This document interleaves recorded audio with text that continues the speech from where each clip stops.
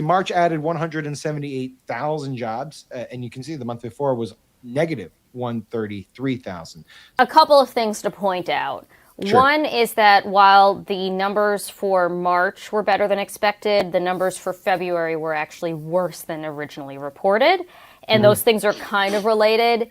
Part of what drove the decline in February and then the reversal in March is a strike that happened. There was a healthcare strike that happened in February that stripped a lot of people off of payrolls temporarily. When they got added back to payrolls in March, it reversed itself. In general, healthcare has been driving the job market. If you strip out what's happened in healthcare and social services, which is like a whole, so that's the category for the industry. Yeah. If you strip that out, the economy actually lost 500,000 jobs over the past year.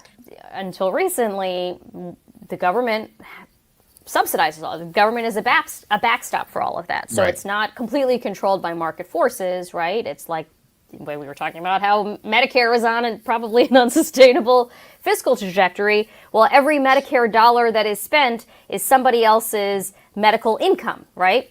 Congress, again, just passed a major cut to Medicaid funding. It hasn't gone into effect yet.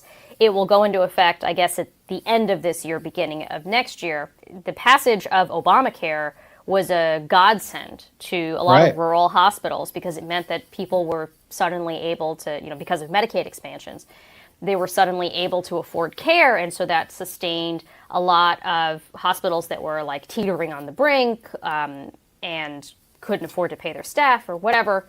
Now they had those federal dollars flowing in. So you're going to see some reversal of all of that. And the other, it has to do with the labor force, which is that the Trump administration is deporting and de-documenting, for lack of a better word, a lot of healthcare workers, or attempting to right now. So just as an example, there are a lot of Haitian immigrants who work in healthcare in positions like home health aides, for example. Haitians are widely overrepresented in those occupations. They're on a program called temporary temporary protected status, which says that they are allowed to stay here and they're allowed to work. They have a work permit.